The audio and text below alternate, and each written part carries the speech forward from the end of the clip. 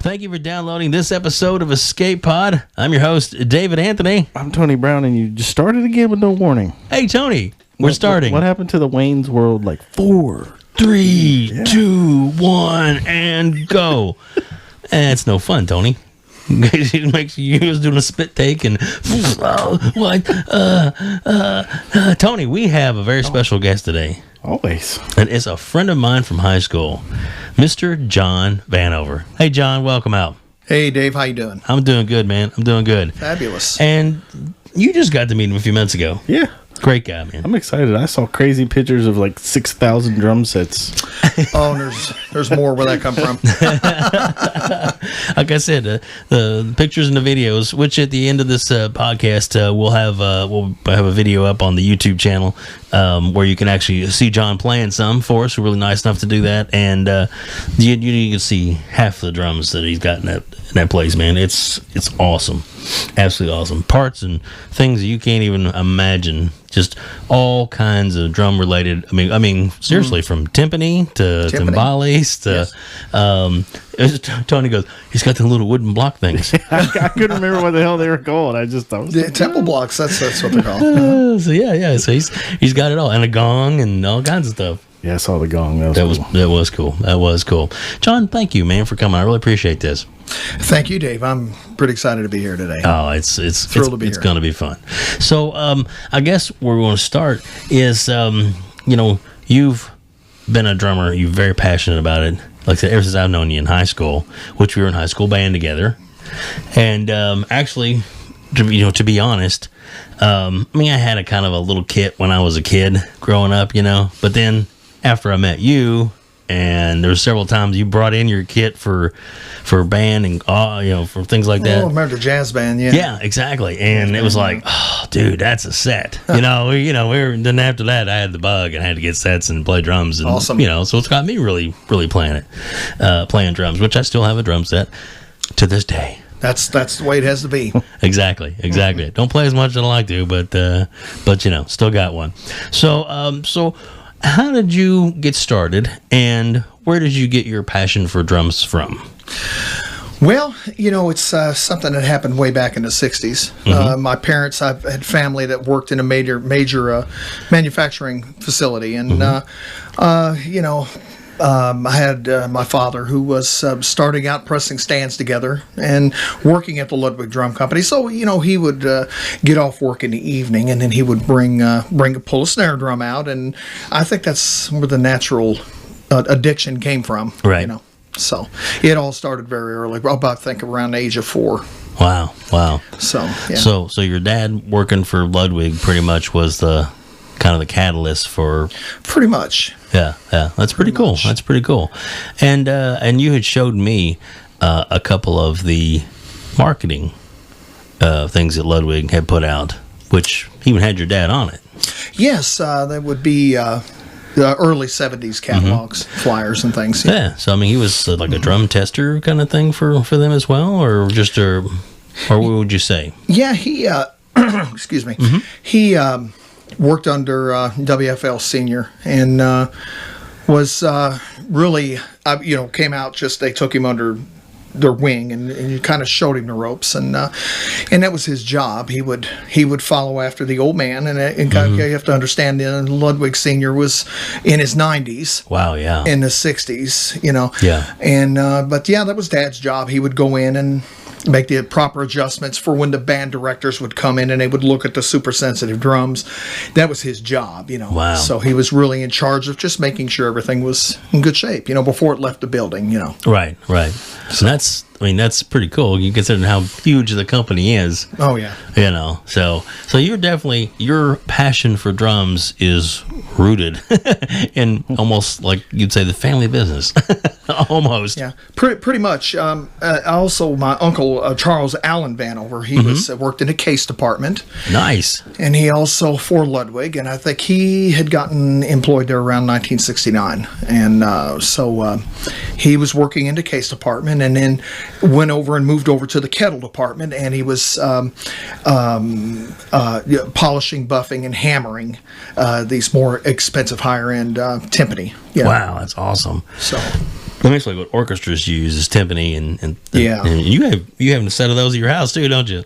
I sure do. Sure do. It's so cool, man. It's so cool. Nice and boomy. Yeah, for sure.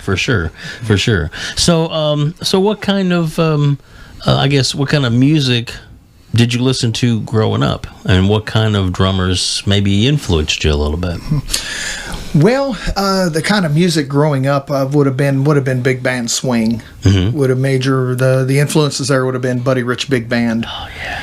And guys of that nature, because at the time when my parents or my family was involved at Ludwig Drum Company, that they were doing a lot of work for these folks. And, yeah. So we always had the 33 RPMs to play and the albums, I should say, and I. Channel One Suite. That was the one that I was hooked on, even at very young age. That's the one I remember the most. Right. Yeah. So. Yeah, because I mean, like, I got to meet Buddy Rich when he played the Executive Inn at the Showroom Lounge here. That was. I remember that. Yeah, I remember that. And he actually he had 2 shows, and at the end of the first show, got to go back meet him. Shake his hand. He's autographed something for me, and then he's like. Kid, you and your dad just stick around for the second show. I was like, okay. Absolutely. This guy's like, make that happen. And so we got to sit and watch him again, which was amazing. I don't think you ever told me that story. Yeah, it was pretty sweet, man. Pretty sweet. Because, I mean, he was one of the, some people say the best drummer that ever lived. One of, for sure. Oh, yeah. Definitely. I mean, in the big band era, the swing, I mean, there was so many good players. Yeah, I mean, you probably have other influences as well too, right? A lot of jazz-oriented players. As far as local players, I've got some really good friends that are local players here. Well, first influence would be my father, David. Yeah, and then. We've taken a lot of lessons through the years from different people. Gregory Martin, he's from over in Evansville, Indiana. Oh, wow, yeah. He's a very prominent player over there. Jazz guy all the way. Very perfectionist player. Very, very good teacher. Very skilled. And I was fortunate enough to get in with him and take some lessons from him. And, even at 40-something, I still felt like I needed to go back and learn more. So there was... more to learn, and I needed to go back to school, and that's what I did. So, well, and that's the thing about you, John, is you have such a passion for drums. I mean, and it really shows, and that you want to be, you don't want to just be like, I play drums. You want to be good at everything, all different kinds of, like I said, you were in marching band when I first met you. We had fun back then. Hell yeah, we did. I mean, we were both like playing bass drum and stuff like that. Didn't we? But I mean, that's where you started, because that's the way it was. There were better players than me for sure. But you see, I had to start somewhere, and that's over the years of going to senior, junior, and stuff like that. You progress your way up the line as you got better. So yeah, but that was and that was cool because you wanted to be a part of that because it was a different kind of drumming. Absolutely, and our the fellas in the percussion section were early influences as well on me. I had a lot of influences, but John Payne, Eddie Miller. Yeah. I mean, if I say can't say all the names because I'm gonna miss somebody, but those guys right there were just phenomenal tritom players. That's what we called them, tritom. Yeah. And they had a lot of chops going on, and then of course we had Keith Menzies and yourself and Tim Lloyd, and Gene Cisna, and Bryce Minehair, Kim McCready, yeah. So it was a very good time for me to be involved with the band. Yeah, it was, and the cool thing about it was that kind of core at the Owensboro High School. We won a couple of awards, not just so festival champions. Yeah, it's the biggie, wasn't it? yeah, I remember well. So, and that's like crazy, but cool. Kind of a neat thing, Of course, Mr. Barrier. How could we forget Mr. Barrier? Yeah, he taught us how to walk and stick at the same time. So there you go. Yeah. Heel toe and now walk backwards. What? I gotta go backwards. That was quite interesting. It really was. Yeah. We barely walked normal, and we had to do all these damn patterns and stuff, and it's gonna look like this, and it's gonna look what? Okay, but still, it was so much fun. I just remember one of the teachers were one of the adults that were there, chaperones.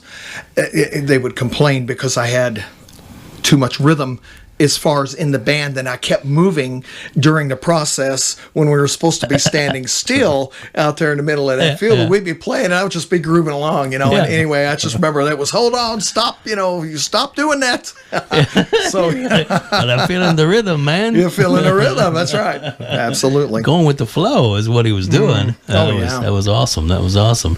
And then I guess there was the orchestra band, which you had. I remember you brought your kit in, which I was telling you earlier that again I'd had a little kits when I was a kid growing up. My parents had bought me a kit and let me play, which was, God bless them. They let me beat the hell out of my drums in my room at the house anytime I wanted to. Yeah, I think I remember stopping by a couple times, and you and I laying back there on the drums. Heck Great sounding kit. Yeah. But the cool thing was they just, they encouraged me, Sure. And, because sometimes we're like, shit's too loud, but they weren't like that. They were, they encouraged me to play.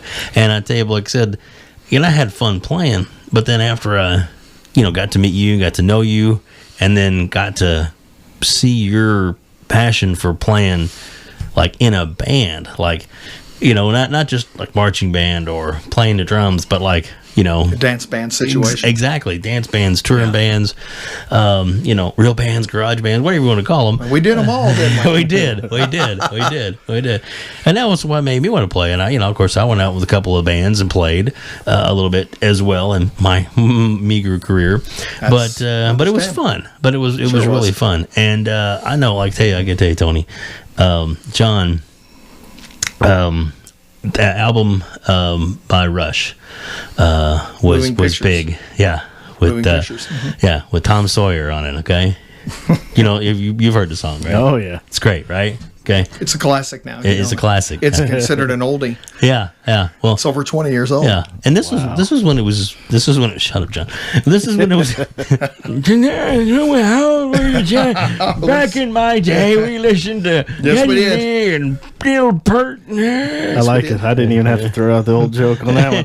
Shut up, Tony. Anyway, what'd you say, Tony? I can't hear you again. Turn hearing aids turned off. But like.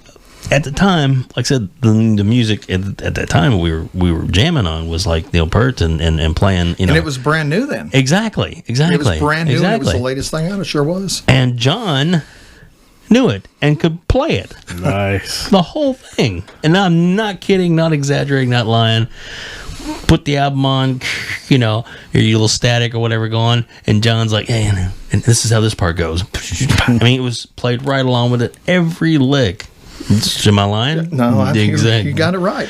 Exactly, because he mastered that kind of stuff, man. It's like Stuart Copeland from the Police and stuff. It was amazing. Just sometime in the early 80s, right around high school, me and I've a cousin, Larry Vanover. Yes. And Larry, he played through the Pigskin for OHS. Yeah. But anyway, Larry was playing bass, and he was also playing with us in the jazz band. Oh, cool. At the basketball games. But to make a long story short, we had gotten mixed up with and involved with a fella named Billy Siggers, who at that time was this child who I consider child prodigy, and probably one of the best guitar players I think I've ever played with. Yeah, he worked at Briar Patch. Yes, he did. I worked with him at Briar Patch. You did, didn't you? Yes. Wow. So I know him very well, and I know exactly what you're talking about. Great player. What an amazing guy.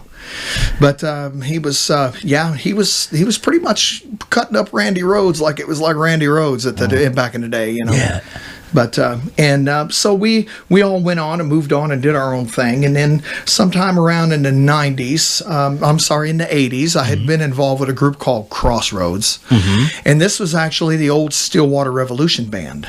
Okay. And we had gotten together, and a couple of them had moved on, but a few of them stayed around. Yeah. And we had a really good operation going there. We were doing all the big shows for the executive end. We were doing it's old news now, but the Sawyer Brown Band and the Forrester Sisters, the stuff that was going on in the mid 80s, 87, 88. Yeah. And and we had a really good thing going. We had a good connection. And we did a lot of really big shows and a lot of warm-up shows, you know. Right. Well, still, that's... But it was good for us because, I mean, here I am, this kid behind the drums, and I'm playing to just, you know, a lot of people. So I really enjoyed that. Well, and it built your chops. It built your comfort level. To be in there. Man, the executive end sounded like it was the best place you could have possibly been in the 80s.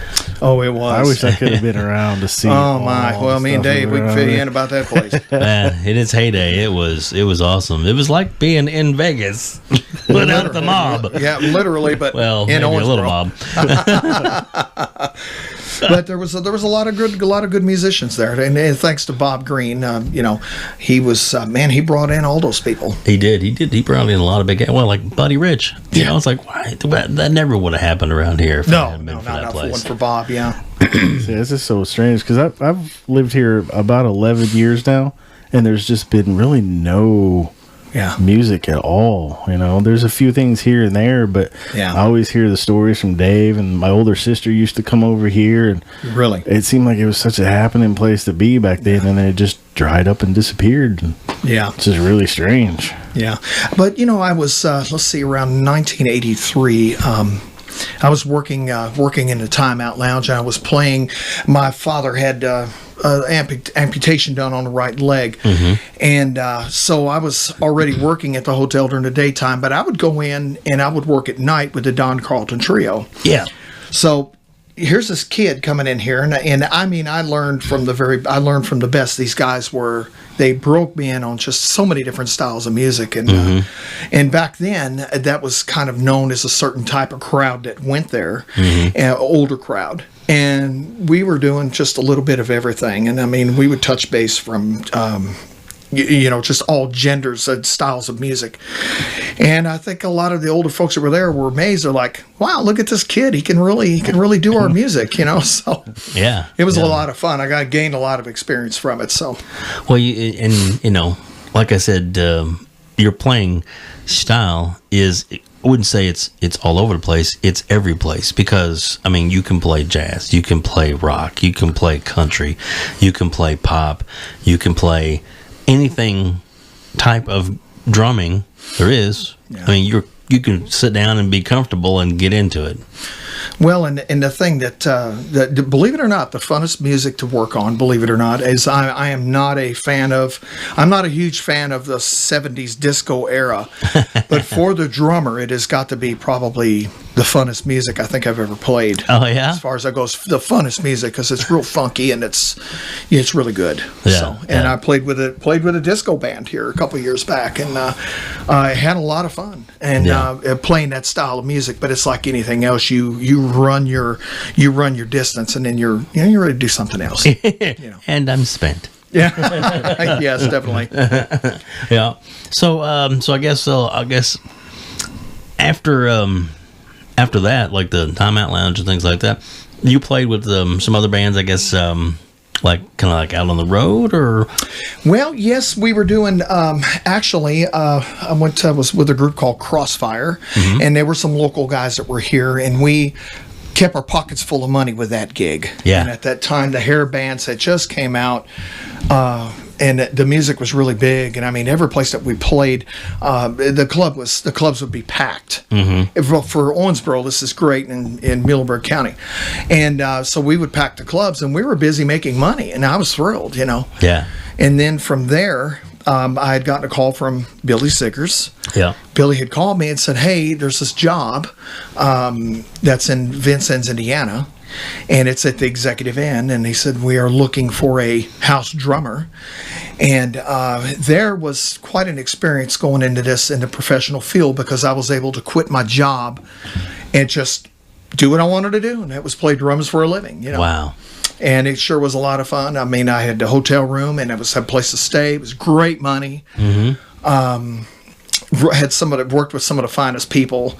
One I'd like to mention is Kitty McAdow. She was with the group The Posse, was the group that we were all in together, and probably one of the finest individuals you ever want to meet.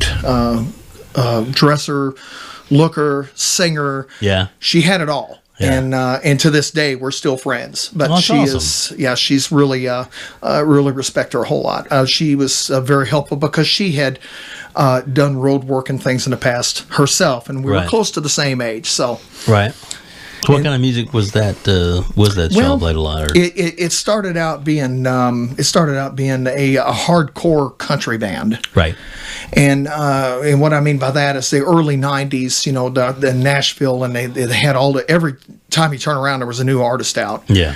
But this club that we were working in was called Dylan's Dance Hall and Saloon, and we were handpicked by IMD, Indiana Motel Developers, and of course through Siggers. Siggers was who got me in, and that's what we did. Is we worked 4 nights a week, and we were doing straight country music. And then as time went on, things had to change a little bit because your country people gotta have their rock and roll. Yeah. Yeah. There's no way around it. You just can't pick corn all night long and then not play good rock and roll, Right. regardless of whether it's Southern rock or whatever it is. People want to hear the rock and roll. So So you got to mix that up in with it too, huh? that lasted for a long time, and then I would say about 1997, and then it was time for the atmosphere had changed, and it was time to move on. Yeah. And then a fellow named Tracy Williams was coming to Vincennes, Indiana, where I was working at, and he just kept approaching me, and he was very persistent. Look, you really need to do this gig. And I was like, okay. When I didn't really want anything to do with it at first. Right. Well, after my time had finally finished out, I said, okay, we'll check this out. Well, I went over there and I met some other really hardworking, great songwriting guys. JoJo Weekend, or Joe Howard is his real name, Joe Howard, but JoJo Weekend from the Y on Earth band, and of many other bands.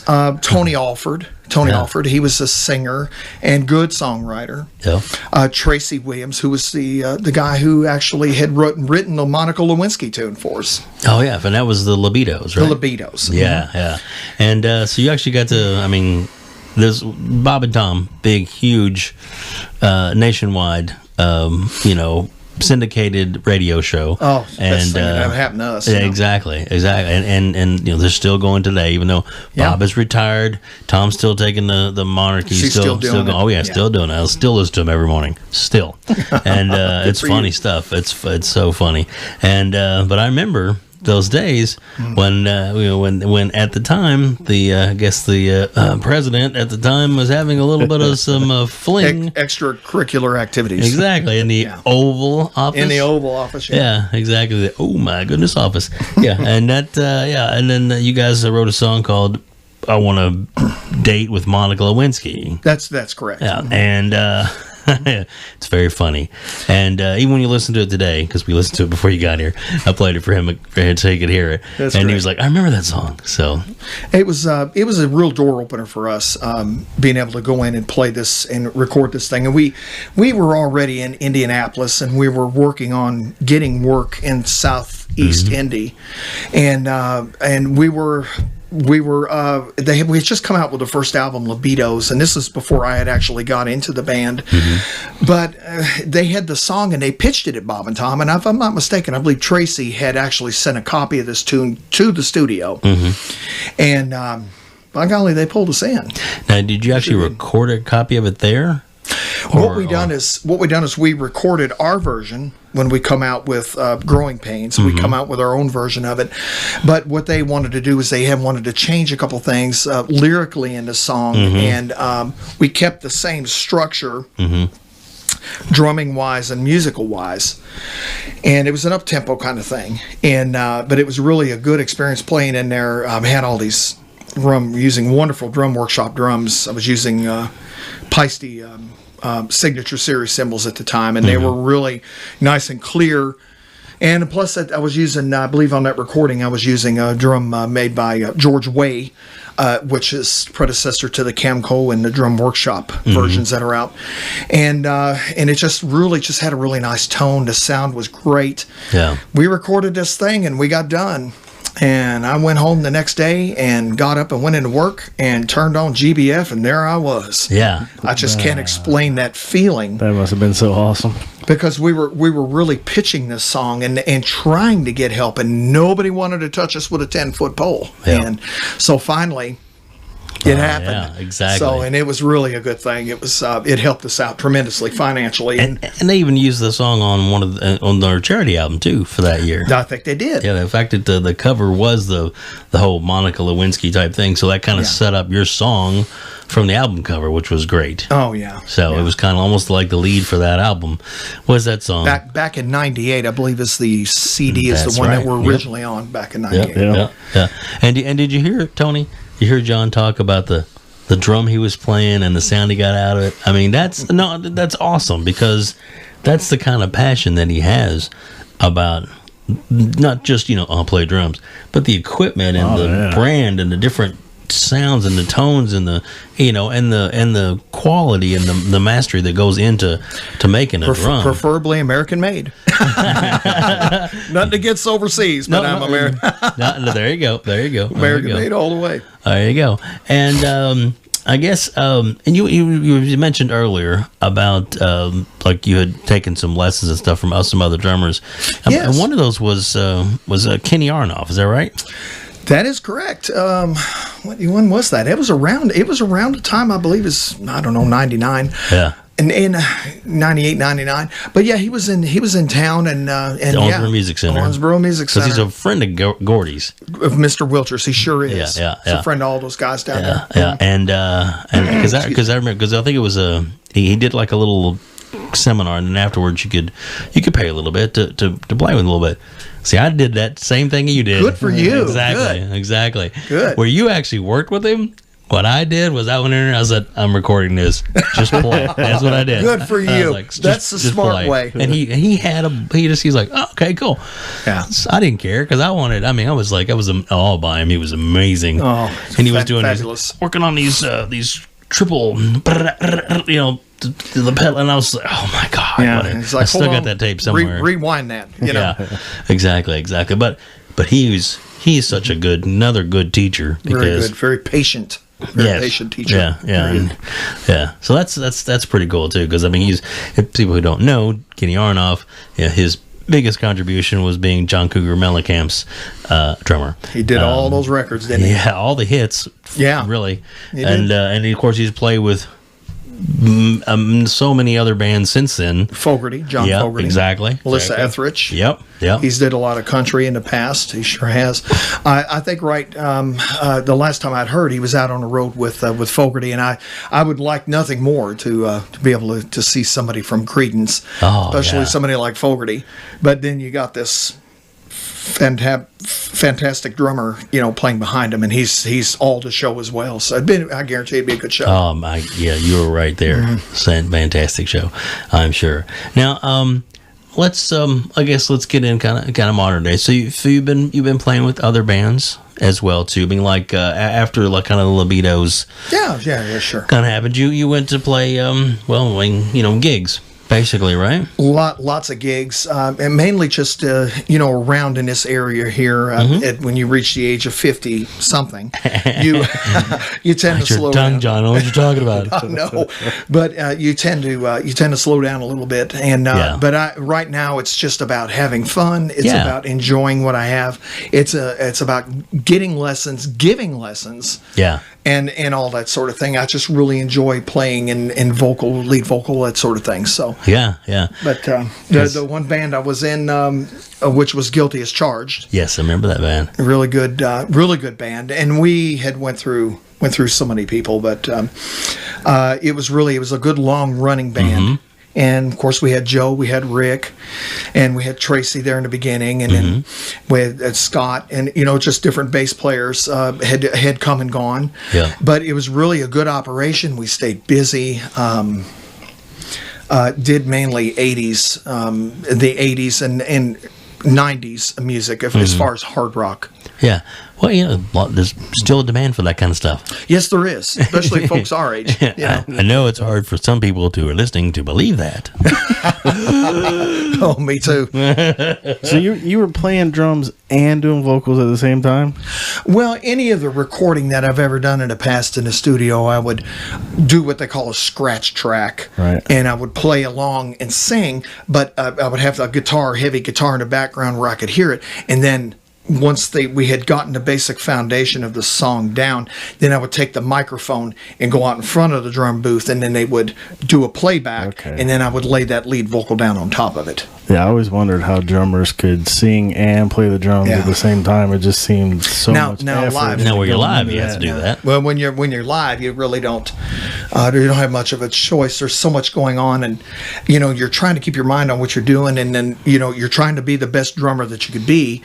But then again, there comes a time when somewhere down the road, you're going to have to concentrate on keeping it just a good steady beat and be able to remember all them lyrics. So there's a lot to it. There sure is. Yeah, but you do a good job at it. Well, thank you very much. Well, you're very welcome, sir. Everybody, like I said, a lot of people have enjoyed your work over the years, and I know I'm one of them. So, thank you very much. It's awesome. It's awesome. Oh, one other bass player I wanted to talk about that was here locally that we worked with, and in a band called Rock Garden, which was actually a spin-off from Labeatos later on, but it was Larry Basham. Oh, okay. Larry Basham. We really enjoyed working with Larry. Larry, you could just pull him right in and plug up and go. And there's just Kevin Snyder. There's just so many names that I could bring that have been doing it all them lives, and they're all their lives. And when they could come in and just plug right up, and what key are we in? That's what I want to hear. Yeah, exactly. Because they got their crap together. And then they're going to go, well, how good's the drummer? Well, they got a pretty damn good drummer if I got you sitting there. That's what I'm saying. Thank you. So, no problem. Now, I guess currently, like you said, you're still playing because you had a band practice the other day when I was there doing some recording. Yeah, sure did. And that's cool. That's cool. I felt like the guys are coming in. And I'm like, hi, I'm in the way. I'll be out of your way in a minute. No, not at all in the way. Matter of fact, I wish you'd hung around, but I understand. Yes, I have got a new project here in town, and it's the name of the group is called Push Play. Cool.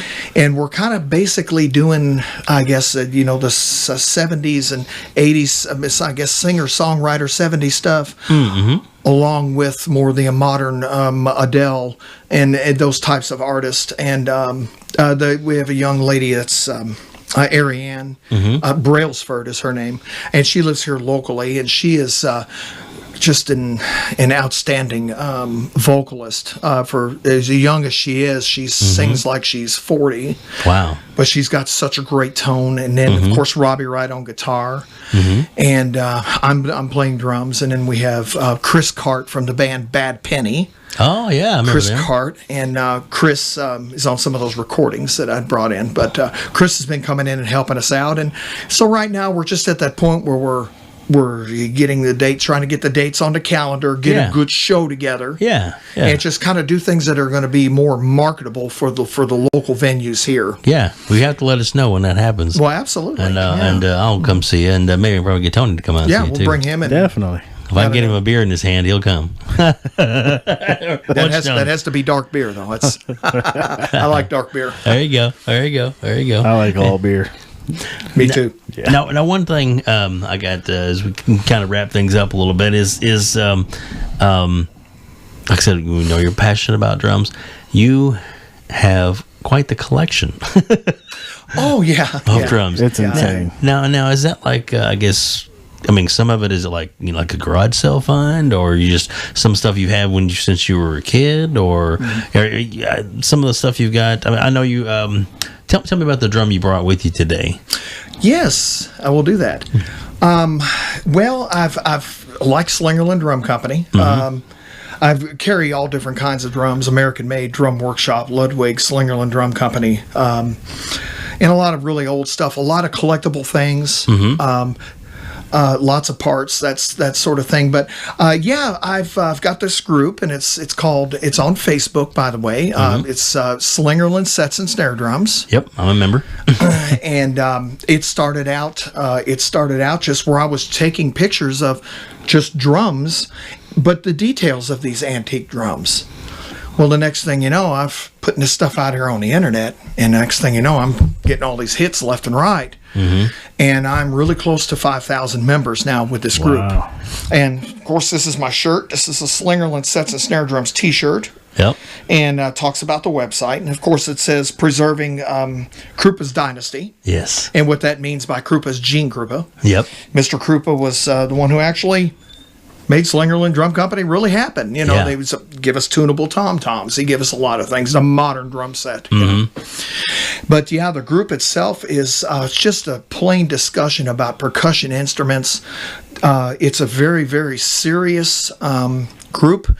A lot of knowledgeable people who know everything, even more than I do about the product. That's wow. But you could put me on the other competition. I can tell you all about that bunch, but this other stuff over here, I leave that to the professionals. Yeah. And then I had bumped into Jim Moritz from the Chicago Drum Company. And Jim was a former employee of Slingerland, and he was there through the final years of it leaving. Right.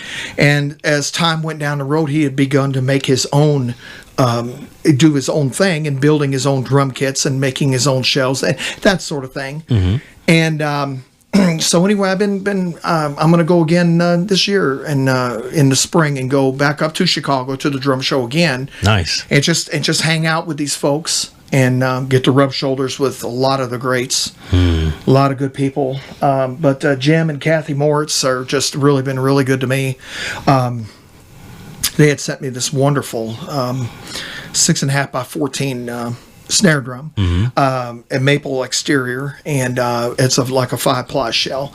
But it looks like a vintage Slingerland, but in more the modern age. Right. You know, and I had just spoken with Jim tonight on the telephone. Nice. Excuse me. And Jim was telling me that he had acquired a lot of parts and things like that from the old Slingerland, new old stock. Wow. So he's apparently really close to the people who could get him hooked up with this stuff. And then we were talking about it, and I'm gonna have Jim. Have Jim advertise on my group. Oh yeah. Because he is from Slingerland. He is Slingerland Drum Company, as far as I'm concerned. So, yeah.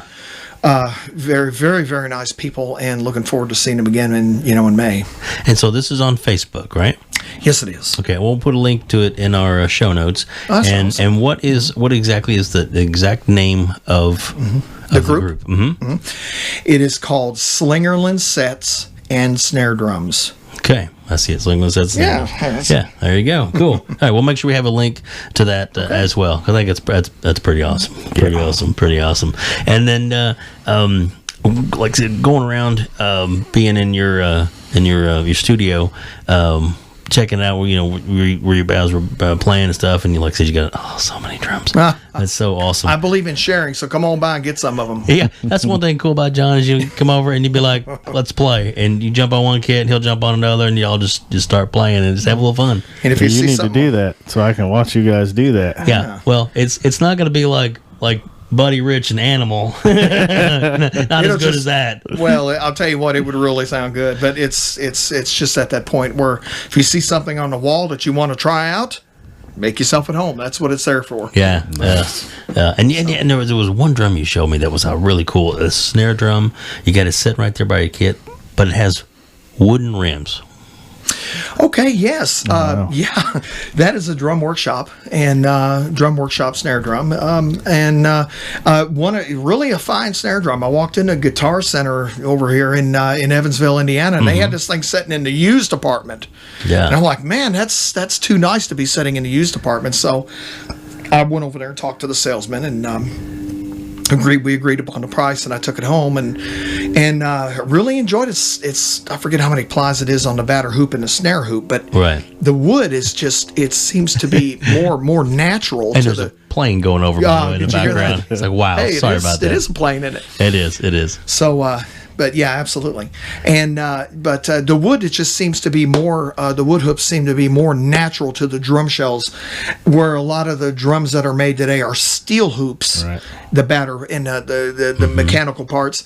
And back in the days, the early days, they were using a lot of brass on your batter hoops, and they were a lot softer material. Yeah. But brass is a thing of the past. Yeah. They do still make some drum shells out of brass, but Now it's all steel. It's all changed. Nothing stays the same. Now the wooden rim, to me, I know the way I play. Because I beat the shit out of some drums. Sure you did. You're a real drummer. You play hard. Whatever.